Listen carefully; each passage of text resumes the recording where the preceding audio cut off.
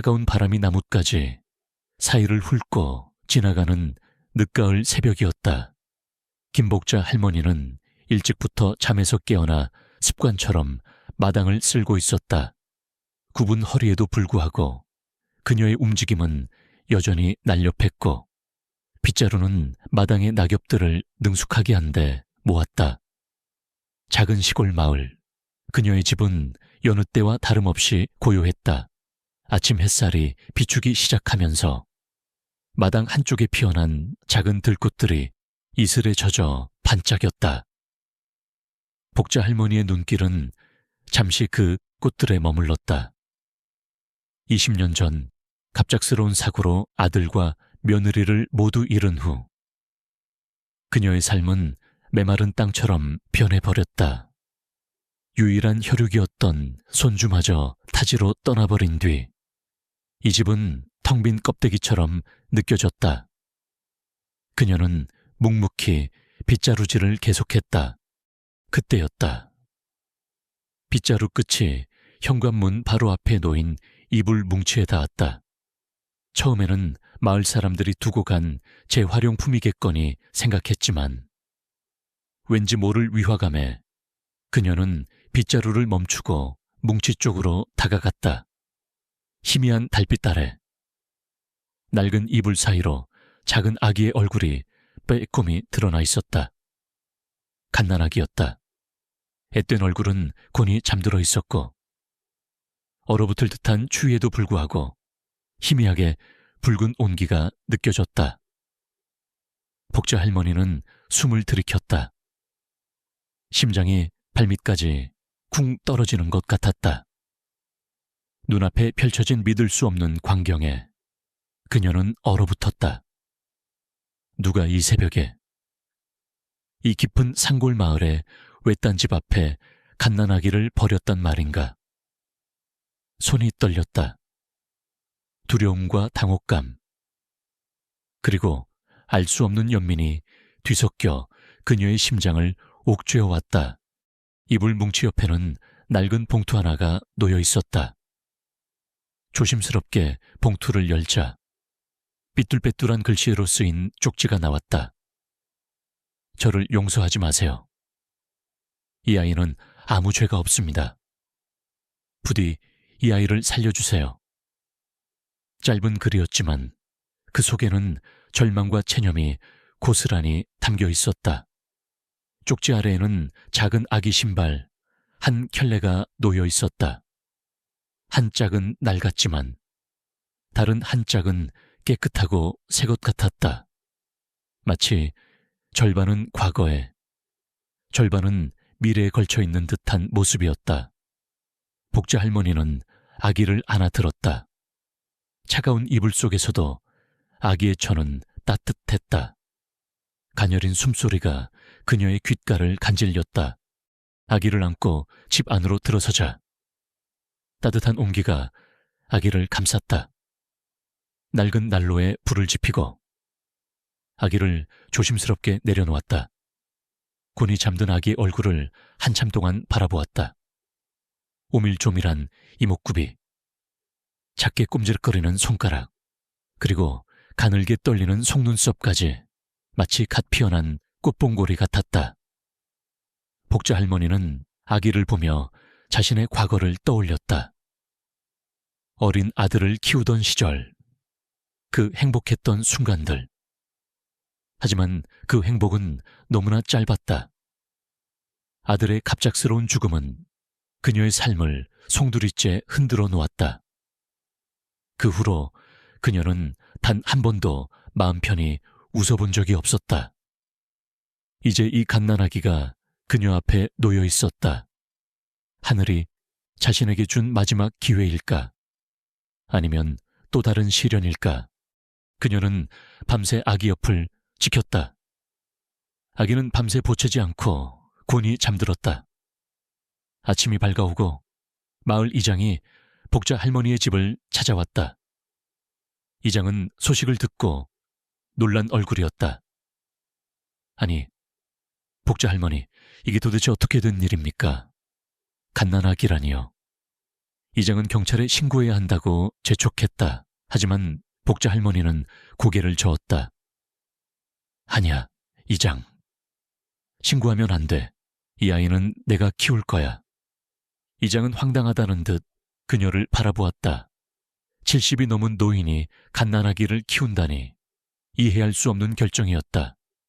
할머니, 그게 무슨 말씀이세요? 할머니, 혼자서 어떻게 이 어린애를 키우시려고요? 불가능합니다.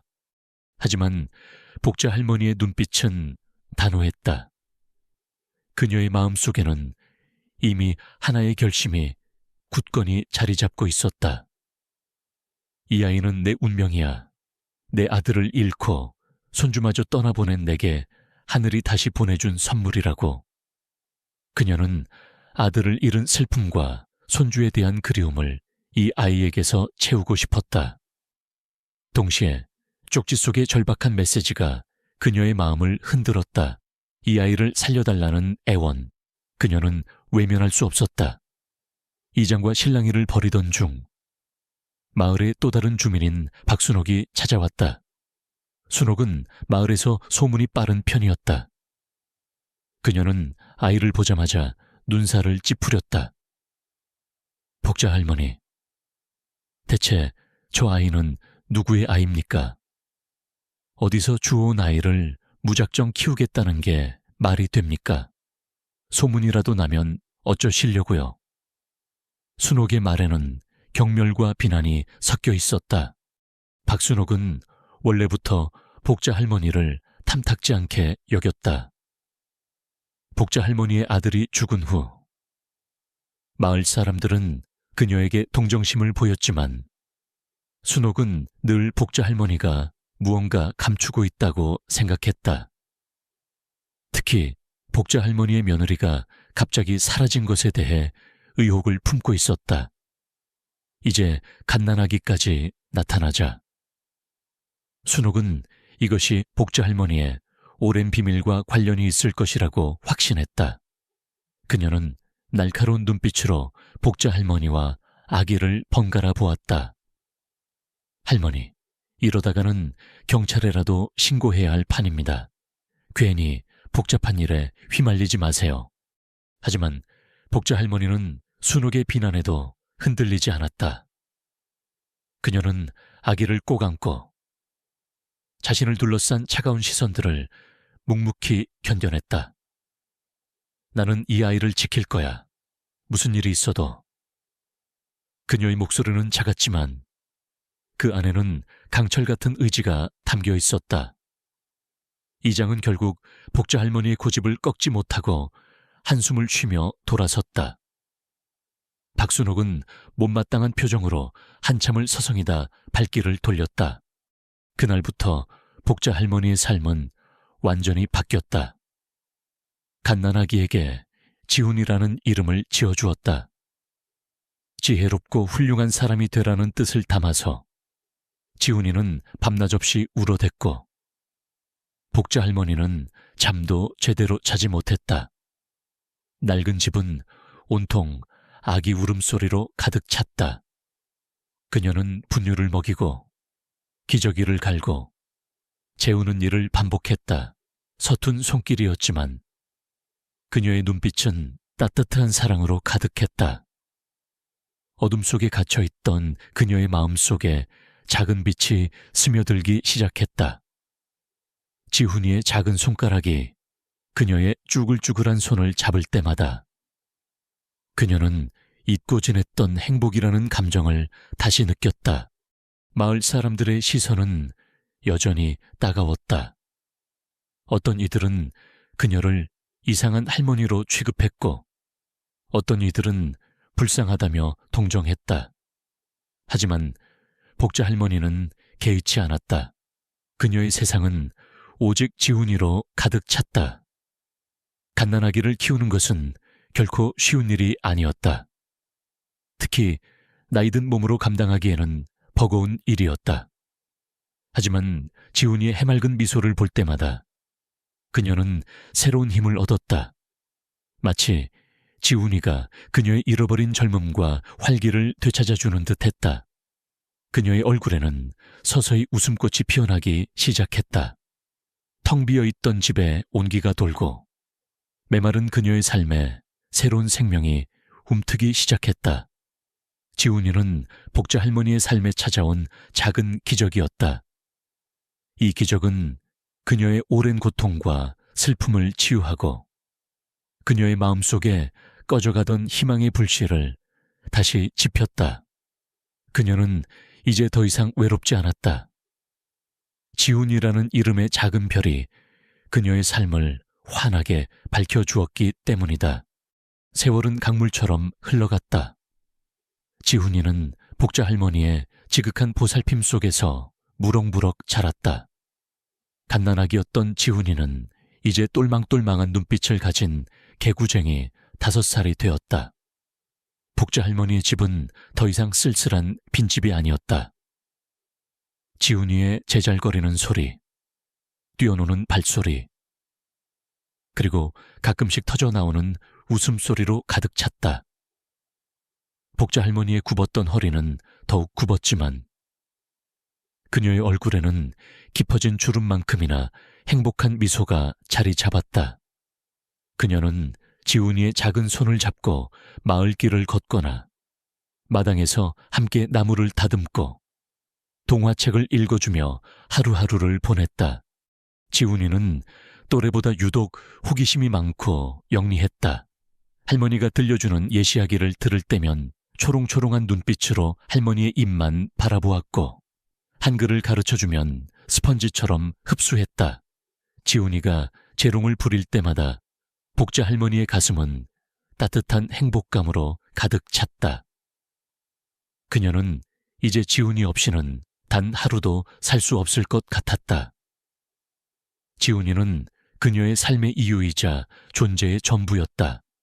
하지만 마을 사람들의 시선은 여전히 따뜻하지만은 않았다. 특히 박순옥은 여전히 복자 할머니의 일거수일투족을 주시하며 틈만 나면 비아냥거렸다. 세상에, 저 애는 대체 누굴 닮아서 저리도 똘똘한지. 할머니 닮은 구석은 하나도 없네 그려. 그녀의 말 속에는 지훈이의 친부모에 대한 노골적인 궁금증과 함께 복자 할머니에 대한 묘한 질투심이 섞여 있었다. 순옥은 늘 복자 할머니가 남들에게 말하지 못할 비밀을 간직하고 있다고 여겼고 지훈이의 존재가 그 비밀을 더욱 확실하게 만든다고 생각했다. 어느 날 지훈이가 감기에 심하게 걸려 밤새 열에 시달렸다. 복자 할머니는 낡은 버스를 타고 지훈이를 업고 읍내 병원으로 향했다. 덜컹거리는 버스 안에서 지훈이는 힘없이 할머니의 등에 기댔다. 복자 할머니는 지훈이의 작은 등을 쓸어주며 속으로 간절히 빌었다. 하느님, 제 목숨을 거두어 가셔도 좋으니 우리 지훈이만은 아프지 않게 해주세요. 병원에서 진료를 마친 후 의사는 지훈이의 폐렴이 심해 입원해야 한다고 말했다. 복자 할머니의 눈앞이 캄캄해졌다. 입원비는 물론이고 당장 지훈이를 돌볼 사람도 마땅치 않았다. 그녀는 병원 복도에 앉아 깊은 한숨을 쉬었다. 그때 어디선가 으르렁거리는 소리가 들렸다. 고개를 돌리자 털이 북슬북슬한 누렁이 한 마리가 지훈이 옆에 앉아 꼬리를 흔들고 있었다. 녀석은 지훈이의 얼굴을 핥으며 낑낑거렸다. 이 개는 몇 달 전부터 복자 할머니의 집 주변을 맴돌던 유기견이었다.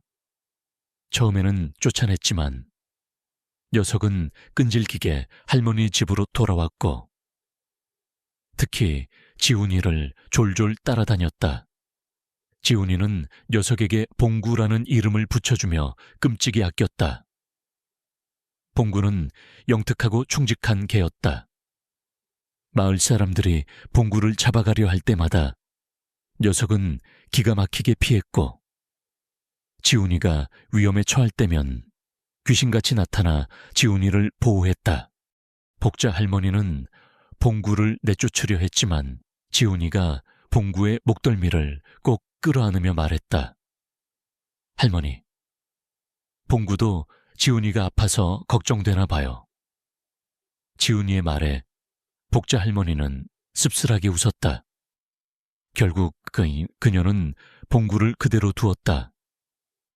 봉구는 지훈이가 입원한 내내 병원 복도에서 떠나지 않고 지훈이의 병실 앞을 지켰다. 봉구는 다른 사람에게는 으르렁거렸지만 유독 복자 할머니와 지훈이에게는 순종적이었다. 복자 할머니는 봉구가 주는 위안에 조금씩 마음을 열기 시작했다. 봉구는 단순히 개 이상의 존재였다. 지훈이가 잠든 밤, 복자 할머니는 봉구에게 기대어 울기도 했다. 봉구는 아무 말 없이 그녀의 눈물을 핥아주었다. 마치 그녀의 슬픔을 이해하는 듯했다. 지훈이가 퇴원하고 집으로 돌아오자 봉구는 더욱 신이 나 지훈이 주변을 맴돌았다. 봉구 덕분에 지훈이의 회복도 빨랐다. 지훈이는 봉구와 함께 마당에서 뛰어놀고 봉구에게 이런저런 이야기를 들려주며 하루를 보냈다. 봉구는 지훈이의 가장 친한 친구이자 비밀을 지켜주는 존재가 되었다. 복자 할머니는 봉구를 보며 문득 잊고 지냈던 과거의 기억을 떠올렸다. 어린 시절, 그녀에게도 바둑이라는 이름의 충직한 개가 있었다. 바둑이는 그녀가 힘들 때마다 곁을 지켜주었고 그녀의 가장 깊은 상처를 어루만져 주었다. 봉구는 바둑이의 환생인 것만 같았다. 어느 날 마을 이장이 복자 할머니의 집을 찾아왔다. 이번에는 다소 심각한 표정이었다. 할머니, 죄송하지만 드릴 말씀이 있습니다. 읍내 면사무소에서 지훈이의 호적 문제를 거론하고 있습니다. 아이가 학교에 갈 나이가 되어가는데 공식적인 서류가 없으니 난감하다고 합니다. 복자 할머니는 심장이 철렁 내려앉는 것을 느꼈다. 언젠가 닥쳐올 일이라고 생각했지만 이렇게 빨리 찾아올 줄은 몰랐다. 이장은 입양 절차를 밟거나 아니면 아이의 친부모를 찾아야 한다고 조언했다. 할머니, 아무리 숨기려 해도 언젠가는 드러날 일입니다. 지훈이의 미래를 위해서라도 명확하게 해야 합니다. 복자 할머니는 고민에 빠졌다. 친부모를 찾기에는 너무 막막했다. 아기가 버려졌을 당시 어떠한 단서도 없었다. 입양 절차를 밟는 것도 쉽지 않았다. 이미 나이든 자신에게 아이를 입양해 줄 기관은 없을 터였다. 무엇보다 그녀는 지훈이를 떠나보내고 싶지 않았다. 지훈이는 그녀의 삶의 전부가 되었기 때문이었다. 그녀는 이장에게 시간을 달라고 부탁했다. 박순옥은 이 소식을 듣자마자 다시 복자 할머니의 집을 찾아와 훈수를 두었다. 보세요. 할머니, 제가 처음부터 뭐라고 했습니까? 괜히 이를 키우지 말라고 했잖아요. 이제 와서 후회해도 소용없습니다. 순옥의 목소리에는 비난과 함께 묘한 승리감이 섞여 있었다. 순옥은 지훈이의 존재를 끊임없이 캐물었고 심지어 마을 사람들에게 복자 할머니가 무언가 불순한 의도로 지훈이를 데리고 있다고 소문을 퍼뜨렸다. 며느리가 사라진 것도 그렇고 갑자기 갓난아기가 나타난 것도 그렇고 뭔가 수상하지 않습니까? 제가 보기엔 할머니가 뭔가 큰 비밀을 숨기고 있는 것 같아요. 그녀의 말은 마을 사람들의 의심을 부추겼고 복자 할머니는 또다시 마을의 따가운 시선을 감당해야 했다. 밤늦도록 잠 못 이루던 복자 할머니는 결국 지훈이가 처음 발견되었던 현관문 앞을 서성였다. 그때 봉구가 그녀의 발치에 다가와 조용히 앉았다. 봉구의 따뜻한 천이 그녀의 불안한 마음을 조금이나마 진정시켜 주었다. 복자 할머니는 봉구의 머리를 쓰다듬으며 중얼거렸다. 봉구야, 우리 지훈이를 어떻게 해야 좋을까? 할머니가 너무 부족해서 지훈이를 힘들게 하는 건 아닐까? 봉구는 고개를 들어 그녀를 바라보았다. 그 눈빛은 마치 그녀의 마음을 읽는 듯했다. 봉구는 느릿느릿 걸어가 마당 한구석에 있는 낡은 장독대 밑을 킁킁거렸다. 그리고는 앞발로 흙을 파헤치기 시작했다. 봉구가 파헤친 곳에서는 낡은 천 조각이 나왔다. 복자 할머니는 호기심에 천 조각을 집어 들었다. 흙먼지를 털어내자 천 조각 안에서 낡은 손바닥만 한 상자가 모습을 드러냈다. 상자 위에는 희미하게 이름 없는 아이를 위해라고 쓰여 있었다. 복자 할머니는 조심스럽게 상자를 열었다. 상자 안에는 낡은 사진 한 장과 빛바랜 아기 옷까지 몇 벌, 그리고 작고 얇은 일기장이 들어있었다. 사진 속에는 앳된 얼굴의 여인이 아기를 안고 있었다. 여인의 얼굴은 희미했지만 어딘가 모르게 지훈이와 닮아 있었다. 일기장은 먼지가 쌓여 있었지만 표지에는 백유교위렉스년 엑수월 엑셀이라는 날짜가 적혀 있었다. 복자 할머니의 심장이 다시 한번 쿵 내려앉았다. 이 상자는 분명 지훈이의 친부모가 남긴 것이리라. 그리고 어쩌면 이 상자 안에 그녀가 그토록 찾아 헤매던 아들과 며느리의 실종과 관련된 단서가 숨겨져 있을지도 모른다는 직감이 그녀의 머리를 스쳤다. 상자 속에서 발견된 낡은 일기장은 복자 할머니의 손에서 조심스럽게 펼쳐졌다. 먼지 쌓인 페이지마다 빼곡히 채워진 글씨들은 한 여인의 절망과 희망, 그리고 숨겨진 진실을 담고 있었다. 일기장은 지훈이를 낳은 여인의 기록이었다. 그녀의 이름은 미영. 일기 속 미영은 사랑하는 남자와 결혼하여 행복한 가정을 꿈꿨지만 남자의 가족으로부터 모진 반대에 부딪혔고 결국 남자와 헤어져 홀로 지훈이를 낳았다는 사실을 알 수 있었다. 더욱 충격적인 것은 미영이 남자의 가족 중 한 명, 즉 지훈이의 할아버지뻘 되는 사람에게 강요와 협박을 당해 아이를 포기해야 했다는 기록이었다. 일기장의 마지막 페이지에는 미영이 복자 할머니의 집 앞에 지훈이를 내려놓을 수밖에 없었던 절박한 상황이 절절하게 쓰여 있었다. 이 아이만은 살려주세요. 언젠가 다시 찾으러 올 수 있기를. 희미하게 번진 눈물 자국이 그녀의 고통을 증명하는 듯했다. 복자 할머니는 일기장을 읽는 내내 손을 떨었다. 미영의 이야기는 어딘가 모르게 자신의 며느리 윤희의 사연과 겹쳐졌다. 윤희는 복자 할머니의 아들 도진과 결혼한 후에도 늘 남편의 그림자에 가려져 있었다. 도진이 갑작스러운 사고로 죽자 윤희는 홀연히 사라졌다. 복자 할머니는 윤희가 자신을 버리고 도망갔다고 생각했지만 이제 와서 생각해보니 그 이면에는 다른 진실이 숨겨져 있을지도 모른다는 의심이 피어올랐다. 사진 속 미영의 얼굴을 자세히 들여다보았다. 앳된 모습이었지만 어딘가 익숙한 느낌이 들었다. 마치 어디선가 본 듯한 얼굴이었다. 그때였다. 읍내에서 승용차 한 대가 복자 할머니의 집 앞에 멈춰 섰다. 채서 내린 사람은 깔끔한 정장 차림의 중년 남자였다. 그는 주위를 살피더니 곧장 복자 할머니에게 다가왔다. 김복자 할머니 되십니까? 저는 서울에서 온 박정수라고 합니다.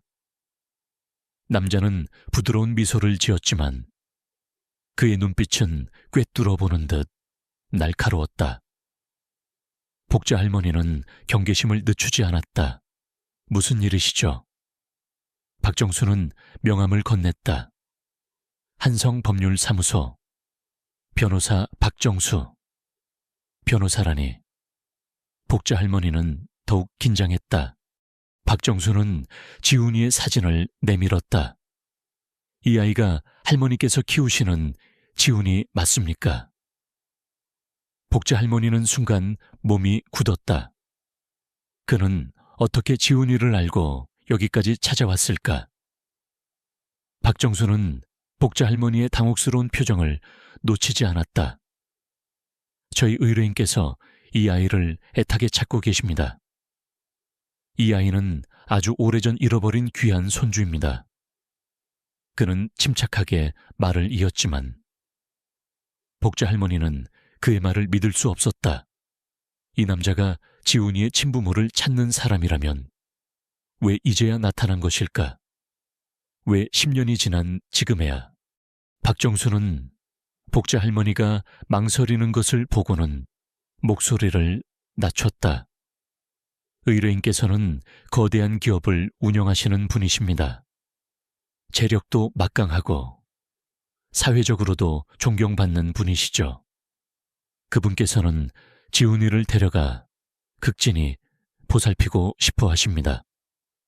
할머니께는 충분한 보상을 해드릴 것입니다. 그는 마치 거래를 제안하듯 말했다. 복자 할머니의 심장은 차갑게 식어갔다. 지훈이를 돈으로 팔아넘기라는 말처럼 들렸다. 그녀는 단호하게 거절했다. 이 아이는 내 손주나 마찬가지야. 돈으로 살 수 있는 아이가 아니라고. 박정수의 얼굴에서 미소가 사라졌다. 할머니, 저희는 할머니께서 지훈이를 키우는 것이 쉽지 않다는 것을 잘 알고 있습니다. 지훈이의 미래를 위해서라도 저희의 제안을 고려해 주시는 것이 좋을 겁니다. 그의 목소리에는 미묘한 협박의 기운이 스며 있었다. 그때 봉구가 박정수를 향해 낮게 으르렁거렸다. 봉구의 털은 곤두섰고 눈은 불꽃처럼 이글거렸다. 마치 박정수에게서 위험한 기운을 느낀 듯했다. 박정수는 봉구의 기세에 잠시 움찔했다. 박정수는 곧 태도를 바꾸어 부드러운 목소리로 말했다. 저희 의뢰인께서는 단지 지훈이를 보고 싶어 하실 뿐입니다.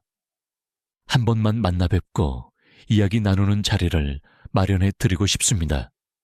지훈이에게도 친가족이 있다는 것을 알 권리가 있지 않겠습니까? 그는 논리적으로 복자 할머니를 설득하려 했다. 복자 할머니는 지훈이의 친가족이 누구인지, 그리고 이들이 10년 동안 왜 아무런 연락도 없었는지에 대한 의문이 더욱 커졌다. 그녀는 일단 박정수의 제안을 거절하고 시간을 끌기로 했다. 박정수는 명함 한 장을 더 건네며 언제든지 연락 달라는 말을 남기고 차를 타고 떠났다. 박정수가 떠난 후 복자 할머니는 다시 일기장을 꺼냈다. 사진 속 미영의 얼굴과 지훈이의 얼굴을 번갈아 보았다.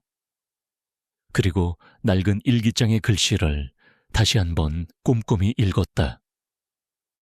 남자의 가족 중 한 명에게 강요와 협박을 당해 아이를 포기해야 했다.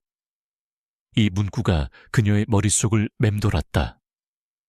혹시 박정수의 의뢰인이 바로 그 남자의 가족 중 한 명일까? 그리고 그들이 10년 전 지훈이를 버리게 만든 장본인은 아닐까?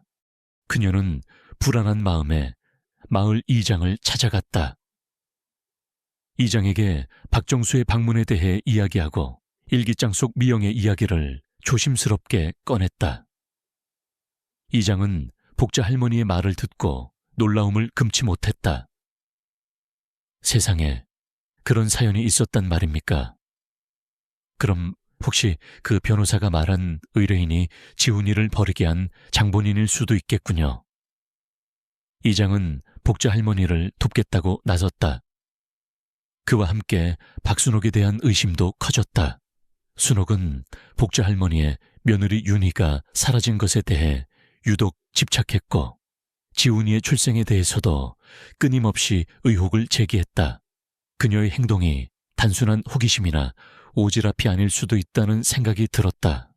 며칠 후 복자 할머니는 우연히 마을 회관 앞에서 박순옥과 어떤 남자가 은밀하게 이야기하는 것을 목격했다. 남자는 멀리서도 낯익은 뒷모습이었다. 바로 박정수였다. 순옥은 박정수에게 무언가 손짓하며 열변을 토하고 있었다. 둘의 관계가 심상치 않았다. 복자 할머니는 숨어서 두 사람의 대화를 엿들으려 했지만 거리가 멀어 자세히 들리지는 않았다. 다만 박순옥의 입에서 지훈이, 할머니, 그리고 빨리 처리해야 한다는 단어들이 어렴풋이 들려왔다. 복자 할머니의 등골에 식은땀이 흘렀다. 박순옥이 박정수와 내통하고 있었다니. 어쩌면 박순옥은 지훈이의 친부모에 대해 그리고 복자 할머니의 며느리 윤희의 과거에 대해 무언가 알고 있는 것일까? 그녀는 곧장 집으로 돌아와 낡은 일기장을 다시 펼쳤다. 일기장 속 미영의 사진을 자세히 들여다보았다. 사진 속 여인의 얼굴은 희미했지만 어딘가 박순옥과도 닮은 듯한 인상을 주었다. 아니, 정확히는 박순옥의 조카딸과 더 닮아 있었다. 박순옥에게는 일찍이 객지로 떠난 여동생의 딸이 있었다. 복자 할머니는 그제야 모든 퍼즐 조각이 맞춰지는 듯한 섬뜩한 기시감을 느꼈다. 혹시 미영이 바로 박순옥의 조카딸일까? 그리고 박순옥은 이 모든 비밀의 중심에 있는 것일까? 복자 할머니는 혼란스러웠다. 박정수가 언급한 막강한 재력을 가진 의뢰인은 누구이며 왜 지훈이를 10년이나 방치했다가 이제야 찾아 나선 것일까? 그리고 박순옥은 이 거대한 음모 속에서 어떤 역할을 하고 있는 것일까? 그녀는 지훈이를 위해서라도 이 모든 진실을 파헤쳐야겠다고 다짐했다. 그녀의 마음속에는 이제 단순한 의심을 넘어선 강한 결의가 타올랐다. 이 싸움은 단순히 지훈이를 지키는 것을 넘어 과거의 모든 비밀을 밝히고 아들과 며느리의 억울한 사연까지 풀어내야 하는 거대한 진실 찾기 여정이 될 것임을 직감했다.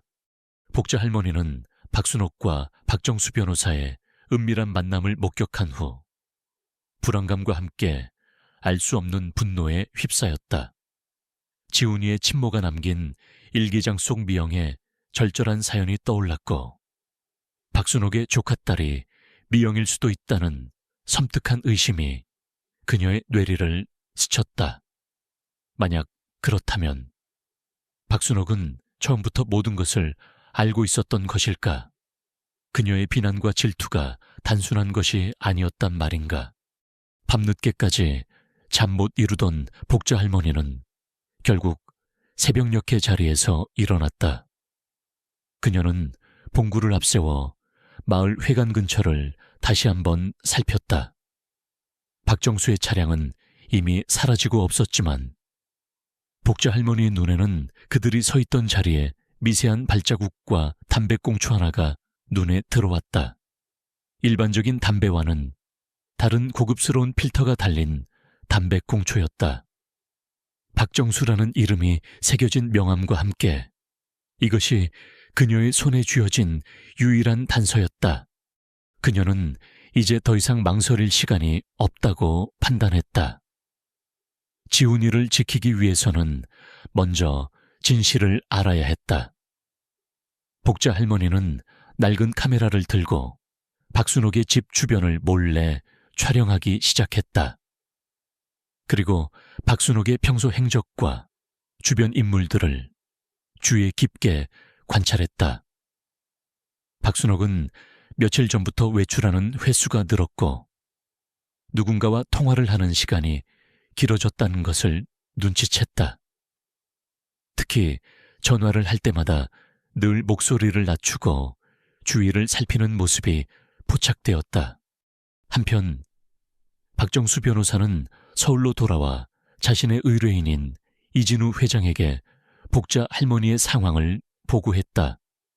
이진우 회장은 국내 굴지의 건설 회사를 운영하는 거물이었다. 그는 날카로운 눈빛으로 박정수의 보고를 듣고 있었다.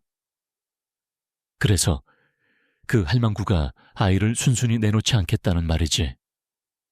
이진우 회장의 목소리에는 차가운 분노가 서려 있었다.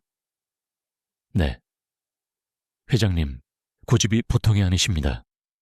그리고 그 유기견이 자꾸 저희를 경계해서 쉽지 않았습니다.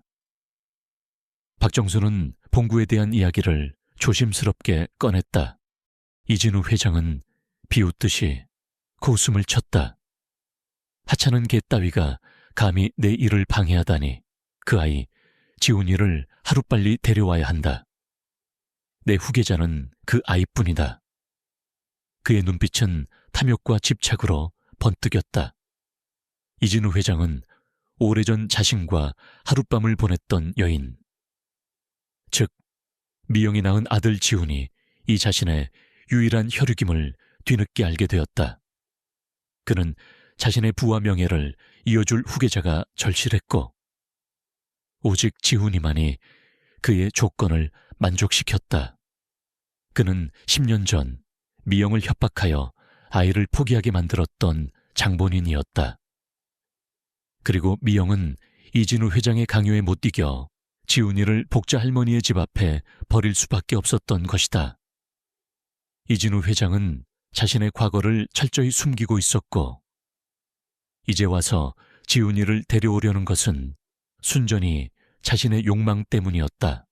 이진우 회장은 박정수에게 지시했다. 그 할망구에게 더 이상 미련 두지 마라. 법적인 절차를 밟아서라도 아이를 데려와. 필요하다면 강경한 방법을 써서라도. 그의 지시에는 냉혹함이 묻어 있었다. 박정수는 회장의 명령에 따라 움직일 수밖에 없었다. 그는 복자 할머니를 압박하기 위해 온갖 방법을 동원하기 시작했다. 변호사를 통해 끊임없이 경고장을 보내고 마을에 수상한 사람들이 나타나 복자 할머니의 주변을 맴돌게 했다. 복자 할머니는 이러한 압박 속에서도 굴하지 않았다. 그녀는 오히려 더욱 강인해졌다. 그녀는 봉구와 함께 마을 주변을 오가며 지훈이를 버린 미영에 대한 단서를 찾으려 노력했다. 일기장에 미영이 언급했던 작은 동네 병원, 그리고 미영이 자주 찾았다는 작은 서점. 복자 할머니는 그곳을 찾아가 미영의 흔적을 쫓았다. 낡은 서점 주인은 10년 전 미영이라는 젊은 여인이 자주 찾아와 책을 읽고 갔다는 것을 기억해냈다. 참 곱고 조용한 아가씨였지. 늘 슬픈 눈을 하고 있었어. 가끔씩은 어린아이 동화책을 유심히 보곤 했지. 서점 주인의 희미한 기억 속에서 미영의 모습이 조금씩 윤곽을 드러냈다. 그러던 중 복자 할머니는 한 가지 충격적인 사실을 알게 되었다. 10년 전 미영이 지훈이를 낳았던 그 병원의 간호사 중 한 명이 다름 아닌 박순옥의 동생, 즉 미영의 이모라는 사실이었다. 복자 할머니의 심장이 다시 한번 크게 울렸다. 모든 퍼즐 조각이 맞춰지는 듯했다. 박순옥은 자신의 동생을 통해 미영의 모든 사정을 알고 있었던 것이다. 그리고 그녀는 그 비밀을 숨긴 채 복자 할머니를 끊임없이 괴롭혀왔던 것이었다. 복자 할머니는 박순옥의 집으로 향했다. 그녀의 얼굴에는 분노와 배신감이 뒤섞여 있었다. 박순옥은 복자 할머니의 갑작스러운 방문에 당황한 기색이 역력했다. 아니, 할머니 무슨 일로 이렇게 들이닥치세요? 복자 할머니는 망설임 없이 일기장을 박순옥에게 내밀었다. 이게 뭔지 알겠어, 미영이. 내 조카딸이지. 지훈이 친엄마가 네 조카딸이었단 말이지. 복자 할머니의 목소리에는 떨림이 있었지만 눈빛은 날카롭게 박순옥을 꿰뚫었다. 박순옥의 얼굴은 사색이 되었다. 그녀는 더 이상 자신의 비밀을 숨길 수 없다는 것을 직감했다. 그녀는 주춤거리며 뒷걸음질 쳤다. 아니, 할머니 무슨 헛소리를 하시는 거예요? 저는 아무것도 몰라요. 하지만 그녀의 떨리는 목소리와 불안한 눈빛은 모든 것을 말해주고 있었다. 그때 봉구가 박순옥을 향해 으르렁거리며 덤벼들 듯 자세를 취했다.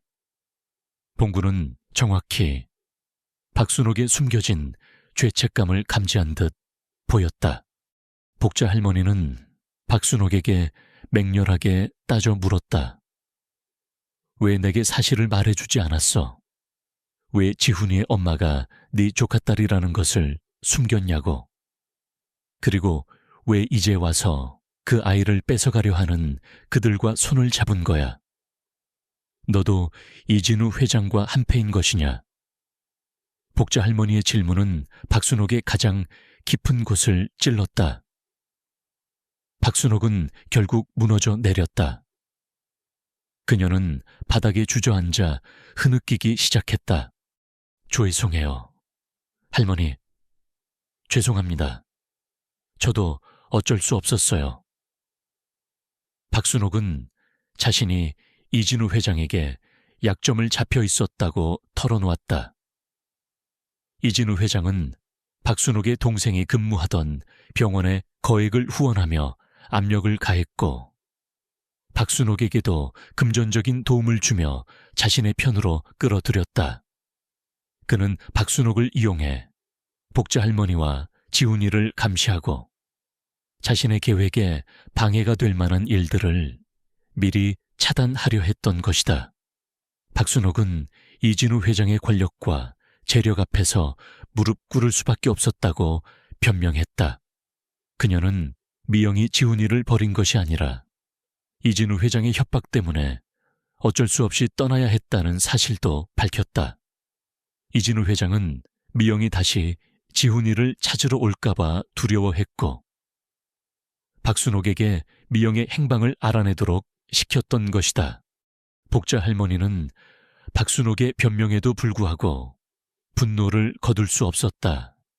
하지만 동시에 그녀의 마음 한구석에는 미영과 박순옥 또한 이진우 회장의 거대한 권력 앞에서 희생양이 될 수밖에 없었던 약자였다는 연민이 피어올랐다. 이 모든 사건의 배후에는 이진우 회장이라는 거대한 악의 그림자가 도사리고 있었다.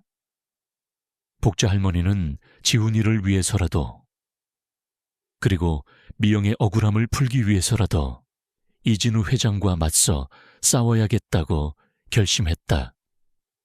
그녀의 내면에서는 차가운 복수심이 아닌 뜨거운 정의감이 솟아올랐다.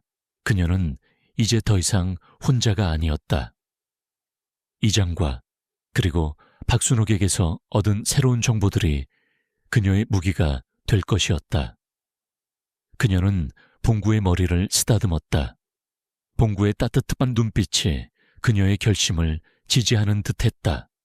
박순옥의 고백은 복자 할머니의 굳게 닫혔던 과거의 문을 활짝 열어젖혔다.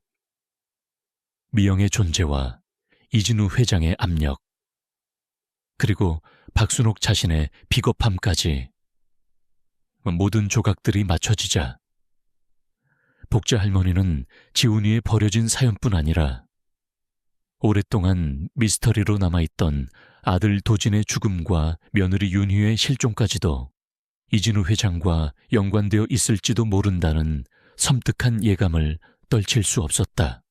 그녀의 마음속에는 지훈이를 지키려는 모성애와 함께 아들과 며느리의 억울함을 밝히려는 강한 의지가 타올랐다. 복자 할머니는 박순옥에게 이진우 회장의 모든 정보와 그녀가 알고 있는 비밀을 털어놓으라고 종용했다. 처음에는 망설이던 박순옥도 복자 할머니의 단호함과 지훈이를 향한 진심에 결국 모든 것을 실토하기 시작했다. 박순옥의 동생은 실제로 이진우 회장이 후원하던 서울의 한 고급 병원에서 간호사로 일했고, 미영은 그 병원에서 몰래 아이를 출산했다는 사실이 드러났다. 이진우 회장은 미영이 임신했다는 사실을 뒤늦게 알고 격분했으며 자신의 명예와 사업에 해가 될까봐 미영을 협박하여 아이를 포기하게 만들었다는 것이다. 그리고 이 모든 과정에서 박순옥의 동생이 이진우 회장의 지시를 받았다는 충격적인 사실도 밝혀졌다. 더욱 놀라운 것은 이진우 회장이 10년 전 복자 할머니의 아들 도진이 운영하던 작은 건설 회사를 강제로 인수하려 했다는 사실이었다. 도진은 이진우 회장의 부당한 요구를 거절했고 그 과정에서 의문의 교통사고로 사망했다. 그리고 얼마 지나지 않아 며느리 윤희마저 홀연히 사라진 것이었다. 박순옥은 자신의 동생에게서 들은 소문이라며 윤희가 도진의 죽음 후 이진우 회장에게서 어떤 협박을 받았고 결국 미영처럼 아이 지훈이를 버리고 사라질 수밖에 없었다고 조심스럽게 말했다. 이진우 회장이 윤희의 모든 것을 빼앗고 심지어 아들까지 잃게 만들었다는 사실에 복자 할머니의 피가 거꾸로 솟는 듯 했다. 복자 할머니는 봉구와 함께 박정수 변호사가 남긴 명함과 담배꽁초를 들고 읍내의 작은 탐정 사무실을 찾아갔다. 탐정은 박정수가 소속된 한성법률사무소가 이진우 회장의 법률 대리를 전담하고 있으며 이진우 회장이 최근 몇 년간 막대한 재산을 들여 유기된 아이들의 정보를 수집하고 있다는 기이한 사실을 알려주었다. 그는 이진우 회장이 자신의 뒤틀린 욕망을 채우기 위해 친아들이 아니더라도 능력 있는 아이들을 자신의 후계자로 삼으려 했다는 소문도 덧붙였다. 이는 복자 할머니의 의심을 더욱 확고하게 만들었다.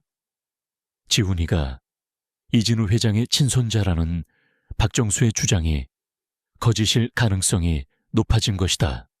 탐정은 복자 할머니에게 이진우 회장을 상대로 싸우는 것은 계란으로 바위치기라며 만류했지만 복자 할머니의 눈빛은 흔들림이 없었다. 나는 내 손주를 지킬 것이고 내 아들과 며느리의 억울함을 반드시 밝혀낼 것이오. 이대로 물러설 수는 없어. 그녀의 굳은 의지에 탐정은 결국 그녀를 돕기로 결심했다.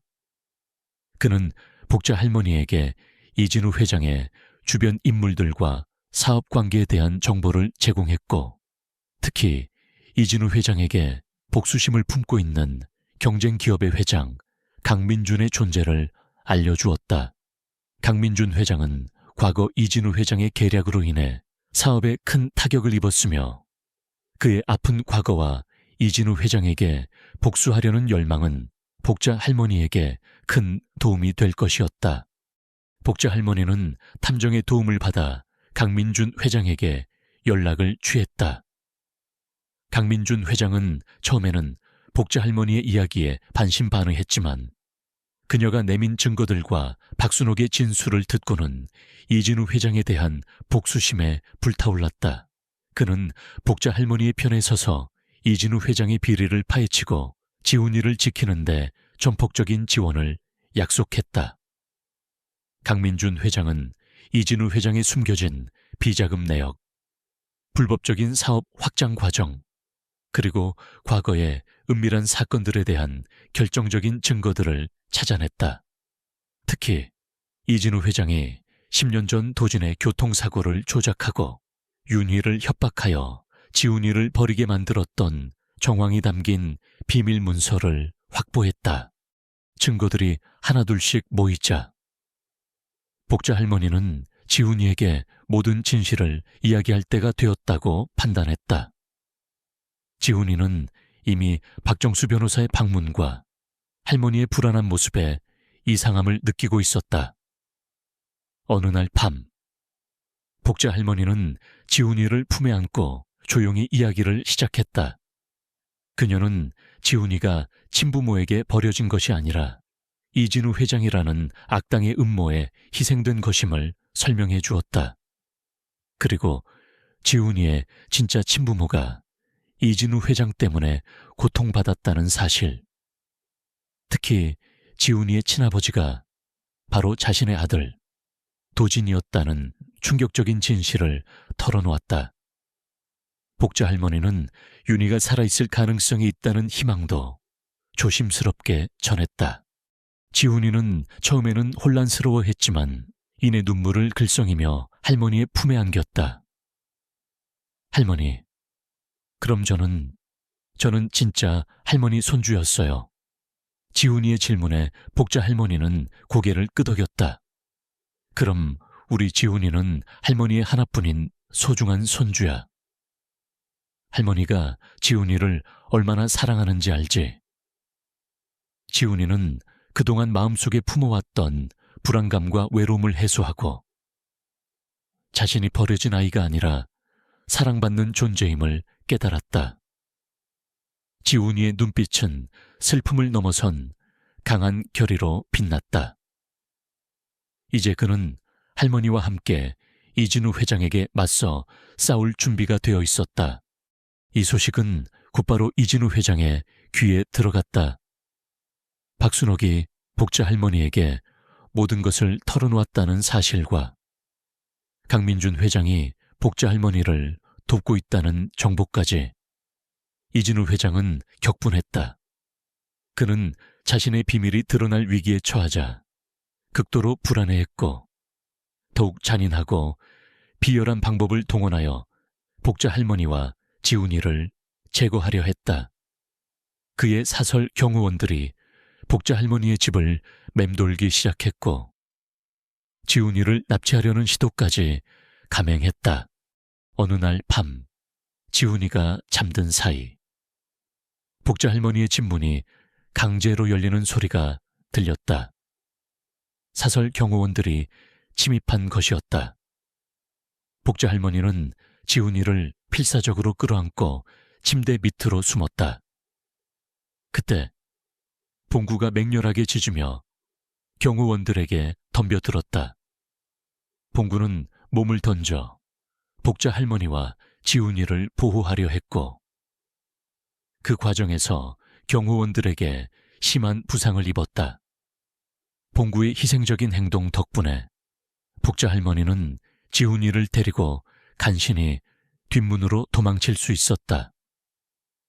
그녀는 봉구의 희생에 피눈물을 흘리며 반드시 이진우 회장을 응징하겠다고 다짐했다. 봉구는 단순한 개가 아니었다. 그는 이 가족의 수호신이자 진실을 향한 마지막 증인이었다. 봉구의 희생은 복자 할머니의 심장에 깊은 상처를 남겼지만 동시에 그녀에게 이진우 회장과 맞설 더 큰 용기와 결의를 불어넣었다. 봉구는 단순히 개가 아니었다. 그는 지훈이를 지키기 위한 마지막 보루였고 복자 할머니의 아들과 며느리의 억울함을 증명할 산증인이었다. 복자 할머니는 피를 흘리며 쓰러진 봉구를 끌어안고 오열했다. 봉구야, 봉구야, 미안하다. 미안해. 그녀의 눈물은 뜨거웠지만 그 속에는 복수심을 넘어선 강철 같은 의지가 타올랐다. 강민준 회장은 봉구의 소식을 듣고 이진우 회장의 잔혹함에 치를 떨었다. 그는 즉시 자신의 변호인단을 움직여 복자 할머니와 지훈이를 안전한 곳으로 피신시켰다. 그리고 언론에 이진우 회장의 비리와 지훈이 유기 사건에 대한 제보를 흘리기 시작했다. 강민준 회장은 이진우 회장의 불법적인 사업 확장과 관련된 결정적인 증거들을 언론에 공개할 준비를 마쳤다. 언론은 이 충격적인 사실에 촉각을 곤두세웠다. 이진우 회장은 자신의 비밀이 하나둘씩 드러날 위기에 처하자 극도로 불안해졌다. 그는 자신의 모든 인맥과 권력을 동원하여 언론 보도를 막고 복자 할머니와 강민준 회장을 압박하려 했다. 하지만 이미 진실의 불씨는 타올랐고 그의 추악한 민낯이 세상에 드러나는 것은 시간 문제였다. 이진우 회장은 복자 할머니와 지훈이를 완전히 제거하기 위해 사설 용병들을 고용하는 등 더욱 잔인한 방법을 모색하기 시작했다. 그는 더 이상 이성을 찾지 못하는 광기에 휩싸였다. 복자 할머니는 지훈이를 보호하며 강민준 회장과 함께 마지막 결전을 준비했다.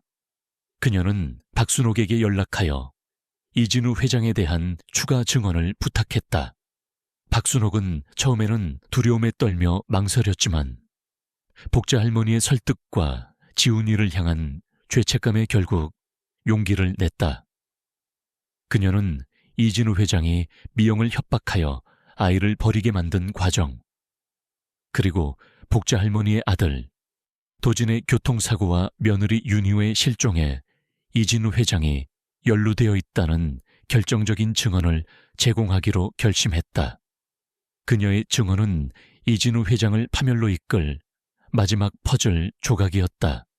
모든 준비가 끝난 날, 강민준 회장은 이진우 회장의 비리 폭로 기자회견을 열었다. 복자 할머니는 지훈이와 함께 기자회견장에 나타났다. 수많은 카메라 플래시가 터지고 기자들의 질문이 쏟아졌다. 이진우 회장은 기자회견을 방해하기 위해 자신의 변호인단을 보내고 언론에 압력을 가했지만 이미 진실은 막을 수 없는 강물처럼 흘러나오고 있었다. 강민준 회장은 이진우 회장의 모든 비리 증거를 공개했고 복자 할머니는 떨리는 목소리로 지훈이가 버려지게 된 진실과 이진우 회장의 잔혹한 만행을 증언했다. 기자회견은 아수라장이 되었다. 그때 박순옥이 기자회견장에 나타났다. 그녀는 울먹이는 목소리로 자신이 이진우 회장의 협박 때문에 복자 할머니와 지훈이를 감시하고 거짓 정보를 흘렸음을 고백했다. 그리고 미영이 이진우 회장에게서 벗어나기 위해 죽음을 위장하고 숨어 살고 있다는 충격적인 사실을 밝혔다. 미영은 이진우 회장이 자신을 찾아내 지훈이에게 해를 가할까봐 두려워 숨어 지냈던 것이다. 박순옥의 증언은 기자회견장을 더욱 뜨겁게 달구었다. 이진우 회장은 기자회견 도중 자신의 비리와 만행이 모두 드러나자 격분하여 기자회견장으로 난입했다. 그는 복자 할머니에게 달려들어 지훈이를 빼앗으려 했다. 내 아이다. 감히 누가 내 아이를 건드려. 그의 눈은 광기로 번뜩였다. 그 순간 봉구가 나타났다.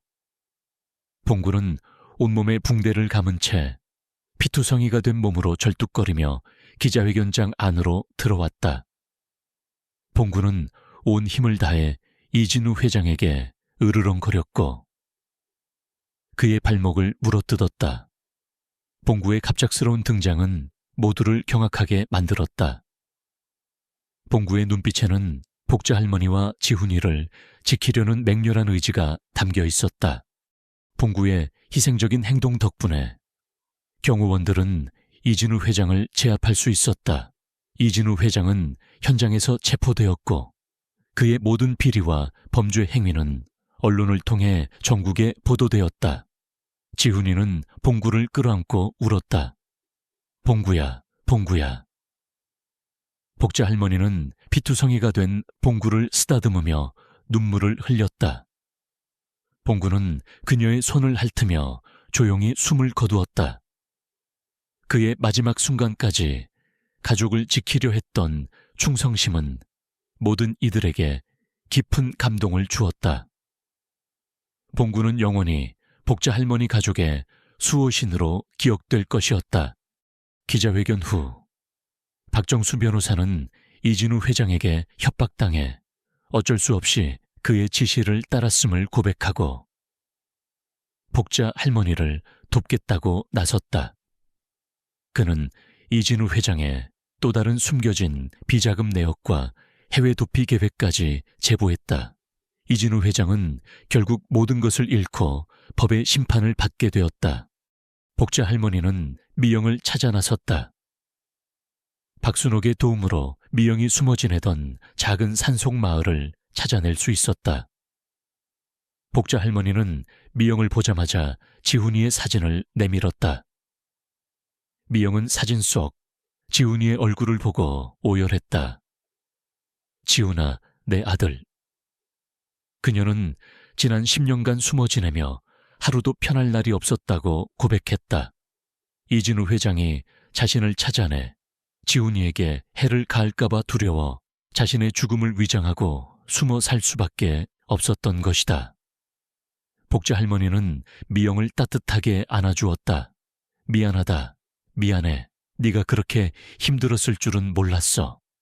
미영은 복자 할머니의 며느리 윤희의 죽음에 대한 충격적인 진실도 털어놓았다. 이진우 회장은 도진의 죽음 후 윤희에게 모든 책임을 전가하려 했고 그녀를 협박하여 지훈이를 버리게 만들고 스스로 목숨을 끊도록 유도했다는 것이다. 윤희는 마지막 순간까지 지훈이를 지키기 위해 이진우 회장의 계략에 맞섰지만 결국 그의 함정에 빠져 희생되었다는 사실이 밝혀졌다. 그녀의 죽음은 자살이 아니라 이진우 회장의 계획적인 살해였던 것이다. 이진우 회장은 자신의 아들이자 후계자인 지훈이를 확보하기 위해 그리고 자신의 비리를 감추기 위해 도진과 윤희를 모두 제거했던 것이었다. 복자 할머니는 이 모든 진실에 무너져 내렸다. 아들과 며느리의 억울한 죽음, 그리고 지훈이를 향한 잔혹한 음모. 그녀는 반드시 이진우 회장이 합당한 벌을 받게 하겠다고 다짐했다.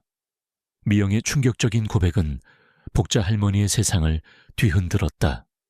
아들 도진의 교통사고가 단순한 사고가 아니었으며 며느리 윤희의 죽음 또한 이진우 회장의 잔인한 계략 때문이었다는 사실은 그녀의 심장을 갈기갈기 찢어 놓았다. 그러나 슬픔은 곧 분노로 그리고 결코 꺾이지 않을 정의에 대한 열망으로 바뀌었다. 봉구의 희생과 미영의 용기 있는 증언이 있었기에 복자 할머니는 더 이상 물러설 수 없었다. 그녀는 지훈이를 위해서라도 그리고 억울하게 희생된 아들과 며느리를 위해서라도 이진우 회장을 반드시 법의 심판대에 세우겠다고 다짐했다. 강민준 회장은 복자 할머니의 결의를 존중하며 모든 지원을 아끼지 않았다. 그는 자신의 법률팀을 총동원하여 사건을 재조사하기 시작했고 박정수 변호사는 이진우 회장의 또 다른 비자금 내역과 해외 도피 계획을 넘겨주며 수사에 박차를 가했다. 박정수는 지난 세월 동안 이진우 회장에게 협박당해 어쩔 수 없이 그의 지시를 따랐던 것에 대한 죄책감에 시달리고 있었다. 이제 그는 복자 할머니를 돕는 것이 자신의 죄를 조금이나마 씻을 수 있는 유일한 길이라고 생각했다. 가장 먼저 이루어진 것은 도진의 교통사고 재조사였다. 10년 전 사고는 단순 과속으로 인한 운전자 부주의로 결론 내려졌었다. 그러나 박정수 변호사가 제공한 정보와 미영의 증언을 토대로 수사팀은 사고 현장을 다시 분석했다. 그들은 사고 당시 도진의 차량 브레이크가 고의적으로 조작되었을 가능성을 포착했다. 전문가들은 브레이크 오일 누출 흔적이 자연적인 마모가 아닌 외부 충격에 의한 것임을 밝혀냈다. 이는 단순 사고가 아닌 고의적인 살인이었음을 암시하는 결정적인 단서였다.